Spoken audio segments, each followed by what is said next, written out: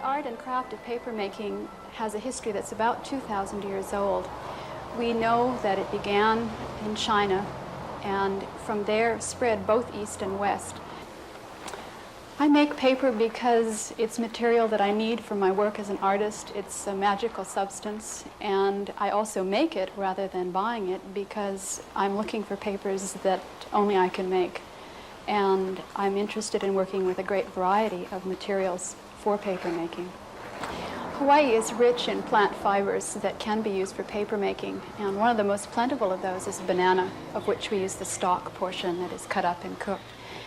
The banana is plentiful. It provides us a very beautiful, long, silky kind of fiber that is also very strong, which makes it very ideal for paper making.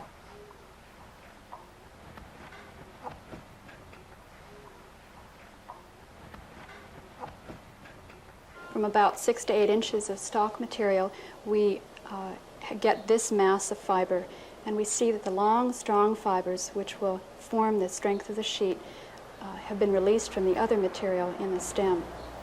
Beading can be done in a number of ways, and the most traditional way is simply to pound the fibers until that separation occurs. This beading process will take quite a bit of time because the banana fiber itself is a very strong fiber, and we're going to keep that strength in the sheet as much as we can. Hand beating of the fiber may take an hour or more to complete.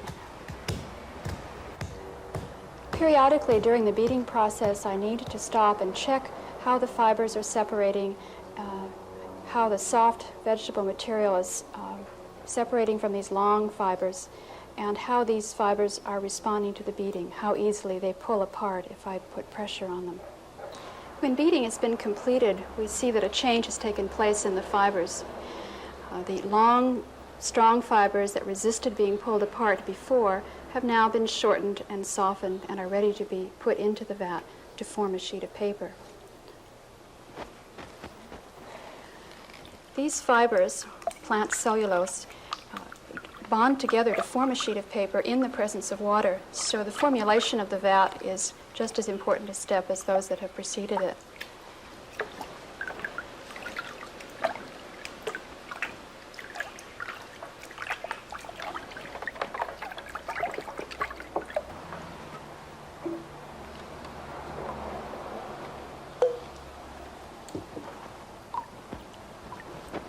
Because the banana fiber is long, I'm adding to the vat a formation aid which keeps the fibers in suspension. I'm working with this banana fiber in a way that's similar to traditional Japanese techniques. The process of sheet forming is really a very simple one. It's simply a matter of taking your mold and scooping up part of this mixture of fiber and water.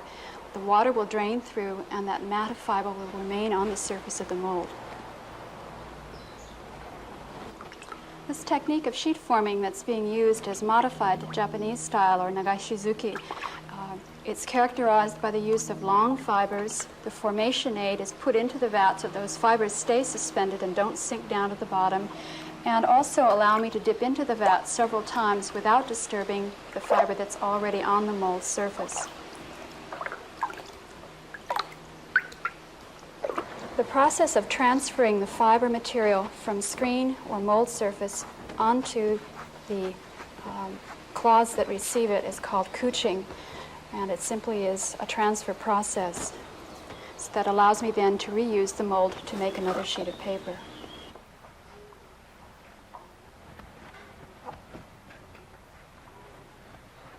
Natural fibers have colors that range from white to cream, tan, and light brown, but fibers can also be colored.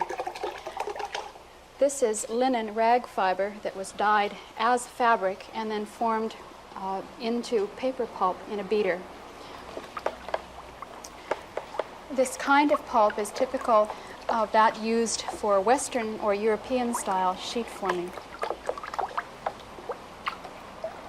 In contrast to the Japanese style, we dip in once in our vat, shake the fibers to align them, allow the water to drain, and then we're ready to couch the sheet. The paper that I'm making today is a special paper. It will have a pattern on it formed with two different colors of pulp. The second color is albaca, a banana relative that comes to us from the Philippines, and it also has been dyed. This layer of green-colored fiber will go directly on top of the red fiber.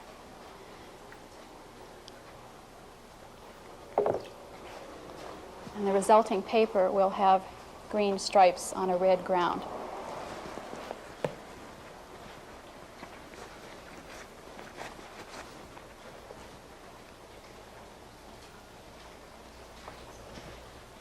Drying methods vary depending on which tradition we're using, but the sheet in its dried state is about 95% fiber and still has a little bit of water in it. And that helps to keep the bonds strong and the sheet flexible. A lot of the paper we live with, of course, is not meant to last, and it's not made to last. But for artists working with paper, the concern is for paper that really has a life of its own and that will endure.